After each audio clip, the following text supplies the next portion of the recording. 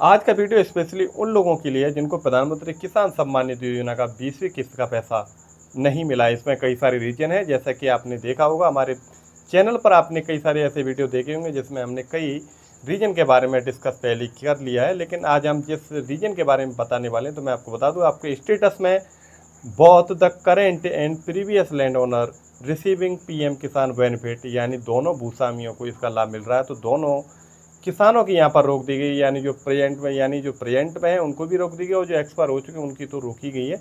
तो ऐसे में आपको कैसे इसको सही कराना है, कैसे इसका सत्यापन होगा और कौन कौन से डॉक्यूमेंट आपको देने होंगे सत्यापन के समय, ये सारी जानकारी हम वीडियो में देखने वाले हैं। और आपको जो इसका जेन्युइन तरीका, वो जेन्युइन तरीका मैं आपको बताने वाला हूँ। तो मैं यहाँ पर आपको बता दूँ, आपको इसको करने के लिए, इसको सत्यापन कराने के लिए आपको वीडियो को पूरा अवश्य देखना चाहिए, तभी आप इस निष्कर्ष पर पहुँच पाएंगे कि आपको इसको कैसे सही कराना है।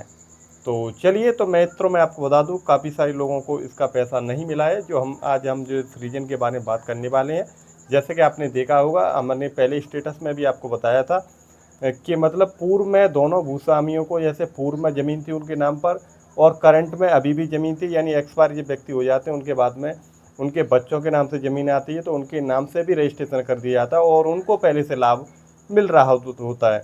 तो ऐसे में सरकार ने कई सारे ऐसे संदिग्ध मामले को देखा और उसके बाद में उन किसानों की यहाँ पर किस्त का पैसा रोक दिया गया है। यानी पहले भी उनको लाभ मिल रहा था, जैसे उनके पिताजी एक्सपायर हो गए या दादाजी जो भी हों, और उसके बाद में जो प्रेजेंट में जिनके नाम पर ज़मीन थी उनको भी इसका लाभ मिल रहा था। तो ऐसे में दोनों व्यक्ति की यहाँ पर रोक दी गई है। तो आपने देखा हुआ स्टेटस में वहाँ पर क्लियर बताया गया है, यानी करेंट और प्रीवियस दोनों लैंड ओनर जो भी थे उनको दोनों को पीएम किसान सम्मान निधि योजना का लाभ मिल रहा था। यहाँ पर दोनों की रोक दी गई है। तो यहाँ पर मैं आपको एक बात क्लियर कर दूँ, यहाँ पर केवल एक व्यक्ति की, यानी एक किसान की आप चालू करा सकते हैं जो कि अभी करंट में है, और जो प्रीवियस लैंड ओनर थे, यानी जो मतलब पहले इनको किसान सम्मान निधि योजना का लाभ मिल रहा था, उनकी पहले आपको बंद करानी पड़ेगी। बंद कराने के लिए और उसके बाद ही जो जो करंट में जिनके नाम पर ज़मीन उनकी चालू की जाएगी। तो पहले सबसे पहले हम उस जो भी समस्या उसको देख लेते हैं, उसके बाद हम बात करेंगे कैसे आपको सही कराना है, कैसे सत्यापन का प्रक्रिया रहेगी और क्या आपको डॉक्यूमेंट देने होंगे। तो चलिए पहले हम लाइव प्रूफ देख लेते हैं। तो मित्रों यहाँ पर आप देख सकते हैं, एक मेरे पास स्टेटस है जो कि एक मित्र यानी एक भाई की तरफ से भेजा गया है।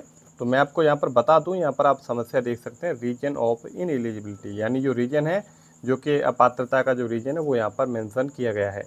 Your payment is temporarily stopped as you are under suspected case of both the current and previous landowner receiving PM Kisan benefit. The case is under verification. Kindly contact your nearest concerned department office for the further assistance. तो यहाँ पर जो reason दिया गया है, तो इसका सीधा मैं आपको बता दूं कि both the current and previous land owner, जैसा कि मैंने आपको पिछले वीडियो में मैंने आपको बताया, जैसे कि दोनों भूस्वामियाँ, जैसे कि पिताजी के नाम पर या मतलब दादाजी के नाम पर जो ज़मीन थी उसके बाद में वो एक्सपायर हो गई, उनको भी किसान सम्मान निधि योजना का लाभ पहले मिल रहा होगा, और उसके बाद में जैसे पिताजी के नाम पर आई या बच्चों के नाम पर आई, उनके आधार कार्ड से उनका रजिस्ट्रेशन पीएम किसान सम्मान निधि योजना में कर दिया, तो इनको भी एक दो किस्त का लाभ मिल गया। और हुआ क्या कि ऐसे मामले संदिग्ध पाए गए और इन केसों में दोनों व्यक्ति, यानी वो तो एक्सपायर हो गए, उनकी तो रोकी गई, और साथ ही जो अभी करंट में जिनके नाम पर ज़मीन आई थी, जिसको किसान सम्मान निधि योजना की एक दो किस्त ही मिल पाई थी, उन लोगों की भी यहाँ पर रोक दी गई है और केस अभी अंडर वेरिफिकेशन में है।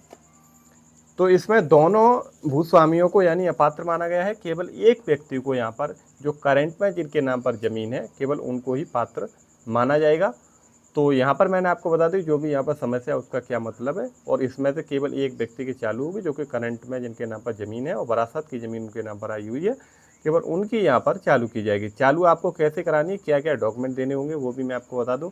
चालू कराने के लिए आपको सीधे आपको अपने ज़िले में जाना होगा। ज़िले में आपके कृषि विभाग होता है, कृषि कार्यालय होगा, वहाँ से ये चालू होगी।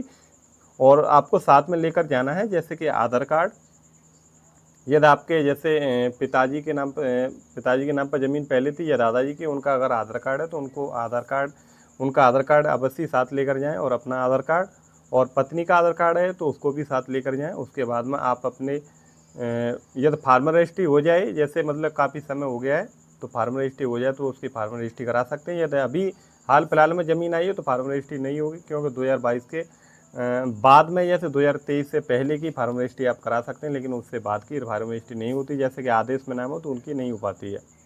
तो फार्मर रजिस्ट्री और आपको आधार कार्ड, जैसे कि मैंने अभी आपको बताया, और ज़मीन की फर्द, ये डॉक्यूमेंट आपको लेकर आपको कृषि कार्यालय यानी आपके जनपद में जाना होगा। वहाँ पर आपको बताना होगा हमारी यहाँ पर अपात्रता की वजह से, इस रीजन की वजह से यहाँ पर किस्त रोक दी गई, या आपके पिताजी को या दादाजी को जिनको भी किस्त मिल रही थी आप उनका बंद कर दिए और हमारा यहाँ पर चालू कर दिए। यदि उनको मिला हुआ पहले, तो अगर उनको नहीं मिला हुआ है तो वो उनका आधार कार्ड आपको ज़रूर लेकर जाना है यदि हो तो, क्योंकि वो आधार कार्ड से उनका स्टेटस ट्रैक करेंगे। यदि उनको पहले नहीं मिला है तो आपकी यहाँ पर जो करंट में जिनके नाम पर ज़मीन है उनकी वहाँ पर इनएलिजिबल जो आपको दिखाई दे रहा है उसको वहाँ पर इस समस्या को यहाँ से हटा देंगे और यहाँ पर पात्रता, यहाँ से पात्रता के माध्यम से ही आपका आवेदन पात्र कर दिया जाएगा और आगे से आपको किस्त का पैसा मिलना चालू हो जाएगा।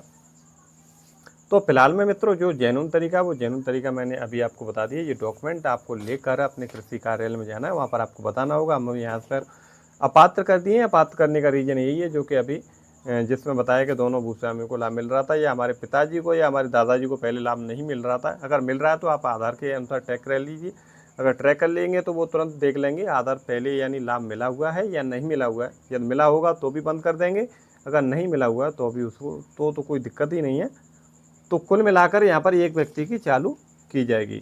तो ऐसे केस में यदि आपकी भी रोकी गई है तो आप अपना सही करा सकते हैं। सही कराने के लिए जो भी डॉक्यूमेंट आपको देने होंगे वो मैंने आपको बता दिए हैं। ये डॉक्यूमेंट के साथ आपको लेकर जाना है और आपके वहाँ पर चालू कर दिया जाएगा। चालू करने के बाद में आपकी अगली जो किस्त आएगी, जैसे कि अक्टूबर या नवंबर में या दीपावली की समथिंग आएगी, वो किस्त आपकी आ जाएगी।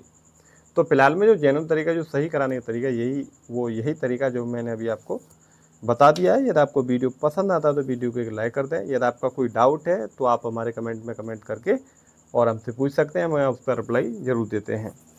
तो मित्रों मिलते हैं तब तक के लिए अगले वीडियो में।